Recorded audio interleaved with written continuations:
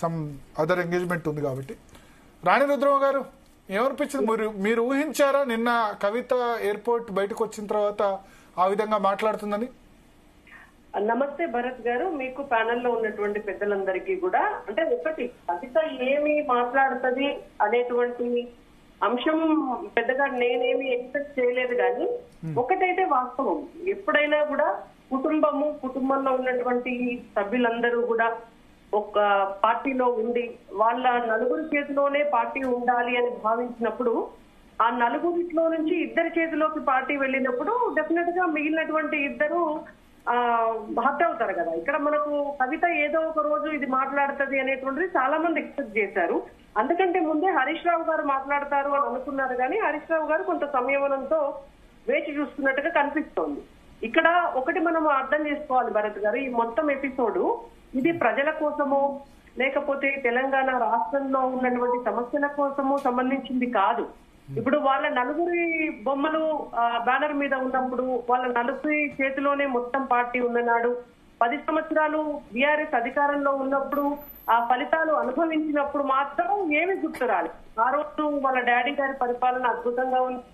ఆ రోజు తెలంగాణ చాలా బాగా, వాళ్ళు అన్ని మొన్నటి దాకా కూడా, మొన్నటి రజతోత్సవ సభ ముందు వరకు కూడా కేసీఆర్ గారి పరిపాలన అద్భుతంగా ఉన్నటువంటిది. మరి సడన్ గా ఇప్పుడు ఇమ్మీడియట్ గా రజతోత్సవ సభలో నలుగురి చేతిలో నుంచి ఇద్దరి చేతిలోకే పార్టీ వెళ్లిపోయింది, ఇండైరెక్ట్ గా కేటీఆర్ఏ వారసుడు అని కేసీఆర్ గారు ఒక ఏమంటారు ఇండైరెక్ట్ మెసేజ్ ఇచ్చేసినప్పుడు, అంటే ఇండైరెక్ట్ కూడా కాదు, డైరెక్ట్ మెసేజ్ మొత్తం క్యాడర్ కి తెలంగాణ రాష్ట్రంలో ఉన్న ప్రజలందరికీ కూడా ఇచ్చేసిన తర్వాత అప్పుడు కవిత గారికి ఏం గుర్తొస్తుందంటే, మా నాన్న పరిపాలనలో సామాజిక తెలంగాణ రాలేదు, మా నాన్న పరిపాలనలో రైతు బంధువులో అన్యాయం జరిగింది, మా నాన్న పరిపాలనలో అసలు పరిపాలనలో ఇన్ని డిస్టర్బెన్సెస్ వచ్చినాయి అనేటువంటిది ఆమెకి ఇప్పుడు లేఖ రా. అంటే ఇవాళ నీకు దక్కాల్సినటువంటివి దక్కనప్పుడు నీకు మొత్తం తెలంగాణ ప్రజలు గుర్తొస్తున్నారు. అంటే ఇందులో అర్థం చేసుకోవాల్సింది ఏంటంటే, ఉంటే ఇదంతా కూడా వాళ్ళ ఇంట్లో పంచాయతీ, ఇది ఫ్యామిలీ పంచాయతీ, ఫ్యామిలీలో వాటాల పంచాయతీ, తెలంగాణ రాష్ట్రాన్ని వాళ్ళ నలుగురి ఆస్తి అనుకున్నారు కాబట్టి ఇవాళ ఆ పంచాయతీ నడుస్తుందే తప్ప దీనికి నిజంగా చెప్పాలంటే తెలంగాణ రాష్ట్ర ప్రజలకి ఏం సంబంధం లేదు. మొదటి అంశం. రెండోది, మీరు నిన్న గమనించారో లేదో, ఇప్పుడు ఆమె లేఖ రాసింది, అది ఎవరికి? వాళ్ళ నాన్నగారికి లేఖ రాసింది. వాళ్ళ నాన్నగారు అయితే వాళ్ళ నాన్నగారన్నా ఆ లేఖను లీక్ చేయాలి, లేదంటే కవిత గారన్నా లేఖను లీక్ చేయాలి, ఇద్దరే. ఇప్పుడు అది నేను లీక్ చేయలేదు అని ఆమె అంటుంది, అంటే వాళ్ళ నాన్నగారే లీక్ చేశారని అర్థం. లేదంటే ఆమె లీక్ చేసుకుని అబద్ధాలు చెప్పిందనేది ఇంకో విషయము.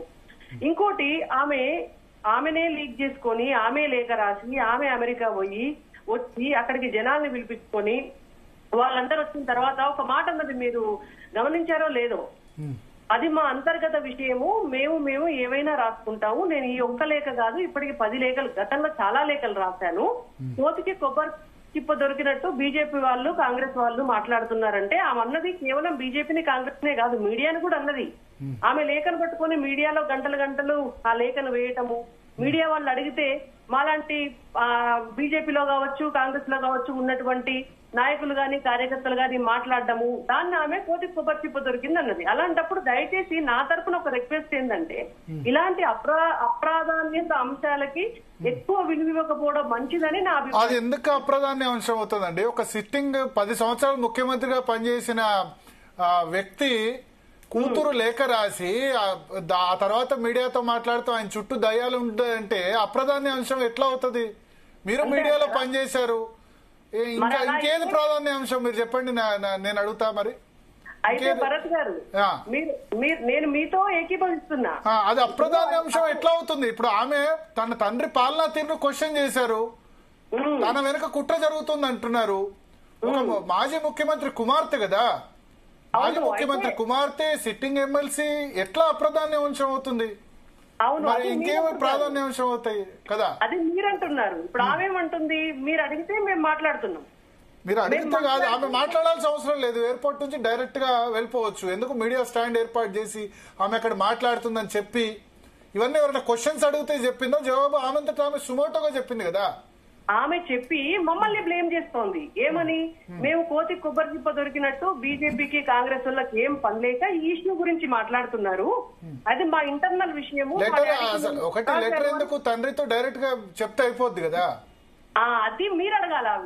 తండ్రితో డైరెక్ట్ గా చెప్తే అయిపోద్ది. ఆ లెటర్ బయట పెట్టింది మరి ఆమె కావచ్చు, ఆమె తరపు వాళ్లే అంటున్నారు. అవును కదా. మీడియాకు ఇప్పుడు మీడియాకు ప్రాధాన్యాంశాలు అప్రాధాన్యాంశాలు అంటే ఇంతకంటే ప్రాధాన్యాంశం ఏముంది మరి? నేనేమంటున్నాను భరత్ గారు, నేను మిమ్మల్ని తప్పు పట్టట్లా, నేననే కదా ఓవరాల్ గా. నేను మిమ్మల్ని. రెండోది అంటే ఒక విషయం మిమ్మల్ని అడగాలనుకున్నా. ఒకటి ఏంటంటే ఆమె బీజేపీ మీద తక్కువ మాట్లాడారు కేసీఆర్ అని అంటున్నారు. ఇప్పటికే బీజేపీకి కేసీఆర్ కు సంబంధం ఉందని ఇండైరెక్ట్ గా ఆమె హింట్ ఇస్తున్నట్లు అర్థమవుతుంది. ప్లస్ లిక్కర్ స్కామ్ విషయంలో తండ్రి తనని కాపాడలేదన్న అసంతృప్తి కూడా ఆమెలో ఉందంటున్నారు. ఇప్పుడు ఒక్కటండి, ఆమె లిక్కర్ స్కామ్ లో ఇండిలో ఆమె పేరు నమోదైంది. ఆమెను రక్షించరా అంటే అది వాళ్ళ నాన్నగారికి వాళ్ళకి సంబంధించినటువంటి ప్రయత్నం మాత్రమే. ఒకటి, ఆమె నిజంగా దోషి అనుకోండి, ఎవరు ప్రయత్నం చేసినా ఆమెను ఎట్లా రక్షించగలుగుతారు? అసెంబ్లీ ఎన్నికల ముందు రక్షించారు కదా. అరెస్ట్ 1 year ఆలస్యం చేశారు కదా. అసెంబ్లీ ఎన్నికల ముందే జరగలే కదా.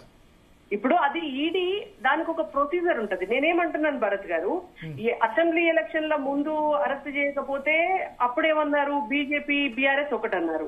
అరెస్ట్ చేస్తే మళ్ళా బీజేపీ బీఆర్ఎస్ ఒకటే అన్నారు. బెయిల్ వస్తే బీజేపీ బీఆర్ఎస్ ఒకటే. బీఆర్ఎస్ గురించి బీజేపీ సాక్రిఫైస్ చేసిందే అని చెప్పారు. కాంగ్రెస్ గెలవకుండా సాక్రిఫైస్ చేసింది కానీ సక్సెస్ కాలేదన్నారు. ప్లస్ వాళ్ళే అన్నారు ఈడీ మోడీ ఒకటే, మోడీ వచ్చి ముందు వస్తాడు తర్వాత ఈడీ వస్తుందని బీఆర్ఎస్ కామెంట్ చేసింది. ఈడీ 1 year ఆలస్యం చేయడం వెనుక, తర్వాత కరెక్ట్ గా పార్లమెంట్ ఎన్నికల ముందే 1 month ముందే అరెస్ట్ చేయడం వెనుక కూడా దాని మధ్య అండర్స్టాండింగ్ ఉందని అంటారు కదా. కరెక్టే. నేనేమంటున్నా అంటే వాళ్ళ ఇష్టం వచ్చినాయి వాళ్ళకి వాళ్ళు చేసుకుంటే దానికి మేమేం చేస్తామండి? ఇప్పుడు ఆమె అరెస్ట్ అయితే దానికి బీజేపీకి ఏం సంబంధం? దాన్ని బీజేపీకి అంటే నేను ఒకటే మాట్లాడుతాను, మరి రేవంత్ రెడ్డి గారి పేరే ఎత్తలేదు, అయితే రేవంత్ రెడ్డి గారితో అంటగలుగుతున్నారా బీఆర్ఎస్ పార్టీ వాళ్ళు? తిట్టిందంతా కూడా రేవంత్ రెడ్డి ప్రభుత్వాన్ని, బీజేపీని ఒక్క మాట కూడా అనలేదు అని ఎందుకు తిట్టాలి అంట నేను. ఎందుకు తిట్టాలి అంటే తిడితేనే శత్రువులు, తిట్టకపోతే మిత్రువులా? ఎందుకు తిట్టాలి? మేము ఇవాళ భారతీయ జనతా పార్టీ తెలంగాణ రాష్ట్రానికి 10-11 లక్షల కోట్ల రూపాయలు తీసుకొచ్చి అభివృద్ధి పనులు చేస్తుంటే భరత్ గారు మీరు చూస్తున్నారు, ఎన్ని రైల్వే స్టేషన్లు రెనోవేట్ చేస్తున్నాము, ఎన్ని రైల్వే స్టేషన్లు ఇనాగ్రేట్ అవుతున్నాయి, వందే భారత్ రైళ్లు ఎన్ని వస్తున్నాయి, మనకు ఎన్ని నేషనల్ హైవేస్ వస్తున్నాయి, ఎన్ని కొత్త ఇన్స్టిట్యూషన్స్ వస్తున్నాయి. దాదాపుగా మీరు గమనిస్తే నెలకి ఒక 2-3 అభివృద్ధి కార్యక్రమాలు తెలంగాణ రాష్ట్రంలో జరుగుతున్నాయి. ఇవాళ తెలంగాణ రాష్ట్రంలో ఇంత డెవలప్మెంట్ జరుగుతుంటే బీజేపీని ఎందుకు తిట్టాలి అంటున్నా నేను. తిట్టనంత మాత్రాన మీరు కలిసిపోయినారు అని అంటే పొరపాటు కాదు. అది ఆమెకు ఉన్నటువంటి అవగాహన రాహిత్యము. ఆమె ఏదో చెప్పాలనుకొని ఆమె ఏం మాట్లాడిందో సరే, వ్యక్తిగతంగా వాళ్ళ ఇంట్లో వాళ్ళకి ఎన్ని గొడవలు ఉన్నాయి అనేది మనకు తెలియని అంశము.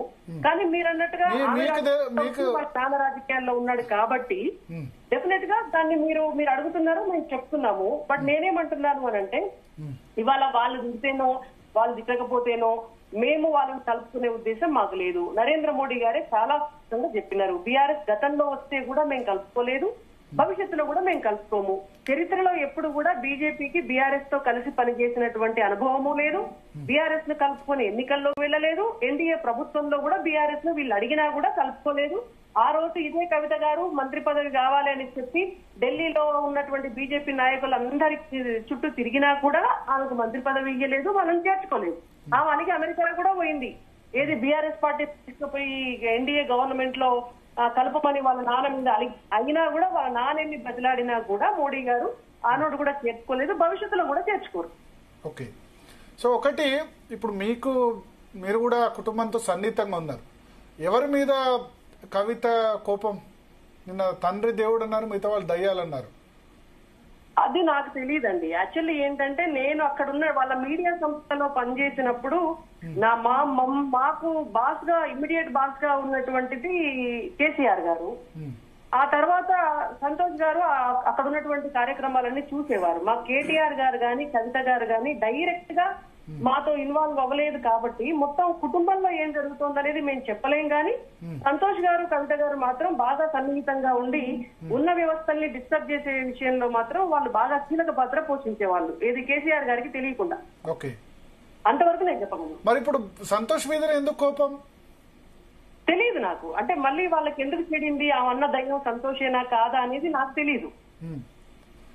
అంటే ఇంకెవరై ఉంటారు ఇప్పుడు? అయితే కేటీఆర్ కావాలి, లేకపోతే సంతోష్ కావాలి, అంతే కదా? అయి ఉండొచ్చు. అంటే అప్పుడైతే సన్నిహితంగా ఉండేవాళ్ళు మీకు తెలిసి వాళ్ళిద్దరు బాగా బాగా. కవిత, సంతోష్ మంచి ఫ్రెండ్స్ వాళ్ళు, మంచి అంటే బ్రదర్ అండ్ సిస్టర్ వాళ్ళు, మంచి దోస్తులు. Okay okay. అంటే మీరు అప్పుడు బతుకమ్మకు అమెరికా వెళ్ళడం దాని మీద కూడా కవితకు ఇష్టం లేదు అంటారు? వాస్తవం. యాక్చువల్లీ ఏమైందంటే నేను అసలు టీనేజ్ లో రిజైన్ చేసిన కారణమే అది. అంటే నేను దుబాయ్ కి నన్ను బతుకమ్మ పండగకి ఈటీసీఏ వాళ్ళు గెస్ట్ గా పిలిచినప్పుడు, అక్కడికి నన్ను పిలిచినప్పుడు ఆమె వెళ్ళకూడదు అని కవిత బాగా ఇంట్లో గొడవ చేస్తే, మీరు వెళ్తే మీరు ఇక్కడ ఉద్యోగం చేయాలనుకుంటే మీరు వెళ్ళకూడదు అన్నారు. అంటే మీ ఉద్యోగం అవసరం లేదు అని చెప్పి నేను దుబాయ్ కి బతుకమ్మ పండగకి వెళ్ళాను. ఉద్యోగం చేయాలంటే అవసరం లేదన్నది ఎవరు? అక్కడికి వెళ్ళొద్దు అన్నది అక్కడికి సంతోష్ గారే అక్కడ ఆ రకంగా చెప్పారు. Okay okay. సో అంటే ఆయన చెప్పారు కానీ కవిత చెప్పారు అనుకోవచ్చా దానికి సంబంధించి? అంటే ఒకటండి, దాని వెనకాల ఉన్నటువంటిది కవితకి ఇష్టం లేదు కాబట్టి అది జరిగింది అనేది నేను బయటకు వచ్చిన తర్వాత కొంతమంది చెప్పారు. దానికి కారణం అదే అనేటువంటిది మనకున్న ఇన్ఫర్మేషన్. డైరెక్ట్ గా ఆవిడ మనతో అనకపోవచ్చు. ఎందుకు ఇష్టం లేకుండా ఉండొచ్చు అంటారు అప్పుడు ఆ సమయంలో? అది ఒకటి భరత్ గారు, నిజం చెప్పాలంటే నేను ఎప్పుడు కూడా కవిత గారి గురించి ఎక్కువగా ఎప్పుడు ఆలోచించలేదు. టీనేజ్ లో ఉన్నప్పుడు ఆలోచించలేదు, బయటకు వచ్చిన తర్వాత కూడా ఆలోచించలేదు. సరే, ఆవిడకి మరి వేరే మహిళలు పార్టీలో గానీ మీడియా సంస్థలో గానీ ఉండడము ఇష్టం లేకుండా ఉండొచ్చు. ఆమెకి ఏదైనా ఐడెంటిటీ క్రైసిస్ ఫస్ట్ నుంచి కూడా ఉండొచ్చు.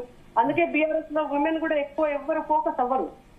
ఫస్ట్ 5 years మినిస్ట్రీ కూడా లేదు బీఆర్ఎస్ లో విమెన్ కి. ఆ ప్రాబ్లం బీఆర్ఎస్ లో ఉంటది. అది ఆమె వల్ల కూడా ఉండొచ్చు. సో ఆమె వల్ల బీఆర్ఎస్ లో వేరే మహిళలు ఎదగకుండా దాదాపు ఫస్ట్ టైం లో క్యాబినెట్ లేకపోవడం అది కూడా ఒక కారణం, మంత్రివర్గం లేకపోవడం. బట్ ఆ తర్వాత ఇద్దరిని తీసుకున్నారు కదా సెకండ్ టర్మ్ లో. ఇద్దరిని తీసుకోవడం అది ఏమైనా గొప్ప విషయం అండి?